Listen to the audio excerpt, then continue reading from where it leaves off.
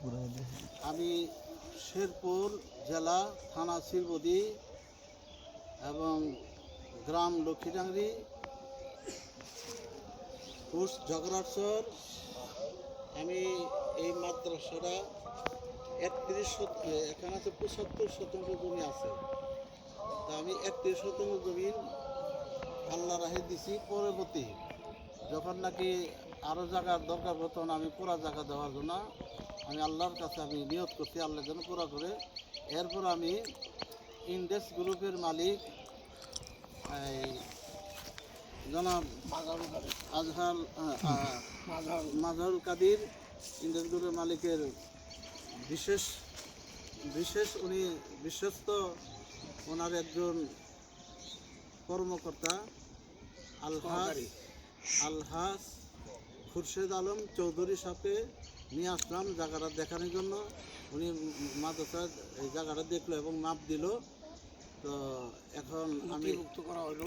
হ্যাঁ, নথিভুক্ত করা হইলো। এখন আল্লাহ যেন আমাদের কবুল করে। এখন ভাইজান দুইটা কথা বলেন জায়গাটা দেখে আপনার।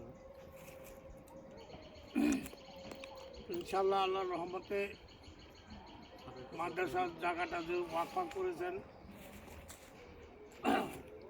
শামসুদ্দিন মাওলানা সাহেব, পীর সাহেব, এবং জায়গাটা খুব সুন্দর প্লেস। ভবিষ্যতে মাদ্রাসা করলে এই জায়গাটা খুবই উন্নত হবে এবং এই এলাকার অনেক বসতি আছে। এলাকা অনেক ছাত্রছাত্রীর অভাব হবে না, প্রচুর ছাত্রছাত্রী হবে এখানে। অসহায় গরিব দুঃখী মানুষেরা পড়াশোনা করতে পারবে। এখান থেকে বড় বড় আলেম ওলামা একরাম বেরোবে, বেরিয়ে সারা দেশে তারা মাহফিল টাহফিল কাজ করতে পারবে ইনশাআল্লাহ। এ বলে আমার বক্তব্য শেষ করছি।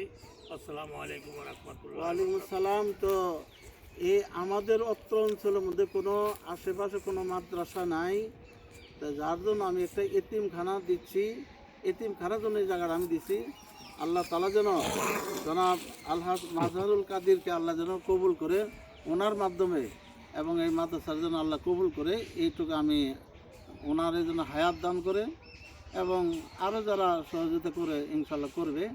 এখানে আমি 75 শতাংশ জমিন এখানে আছে, মাত্র দিছি 31 শতাংশ জমি। এই বলে আমার বক্তব্য শেষ করুন। আল্লাহ যেন কবুল করে।